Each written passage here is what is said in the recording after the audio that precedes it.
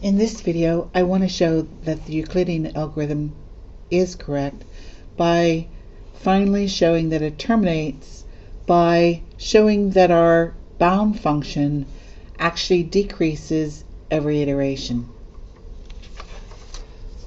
So I would need to show that while we are iterating, that means the invariant and the guard for the loop hold, that should be indicating the weakest precondition of a copy of the bound function followed by the command inside of the loop leads us into a state where the new bound function value is less than the copy. So it means that the bound function is decreasing.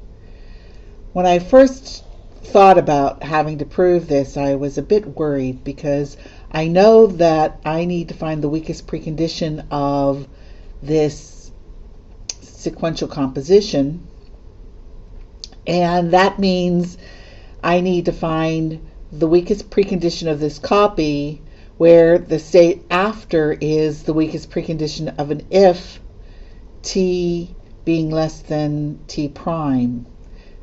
Well, that means I need to find the weakest precondition of an if. And I tend to like to use the if theorem instead of finding the weakest precondition of an if, since it is a rather long predicate usually. But I know I can't in this particular case because this weakest precondition is a postcondition for another command. So I needed to write out the weakest precondition of the if. And I know that is at least one guard for the if is true, and for each one of the guards they imply the weakest precondition of the command corresponding to the guard, leading us into the state of the postcondition, which is t is less than our copied value.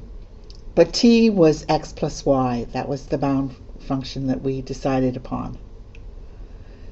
Now, if I notice I need to find the weakest precondition of an assignment twice, I can do that. I know that in the first case, everywhere I see a y, I'm going to do a textual substitution of y minus x. And in the second situation, everywhere I see an x, I'll replace it with x minus y, which tells me I need to then look at the weakest precondition of the copy, leading me into a state where at least one guard holds, and the first guard implies x plus y minus x is less than the copy, and the second guard implies that x minus y plus y is less than the copy. But I can do some arithmetic to make things a little more simple. This leads to y is less than t prime, and this is what x is less than t prime, the copy.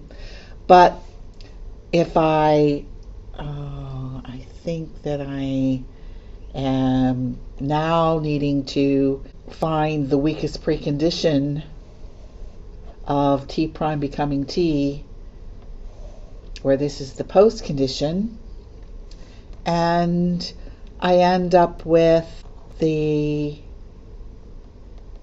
y is less than t and this piece, and x is less than t in this piece, but t is the bound function, which is x plus y.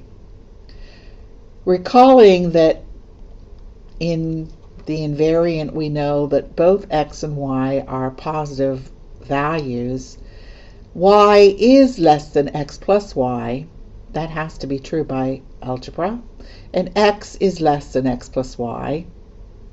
Also true by algebra. So it leaves me in a state where I need to evaluate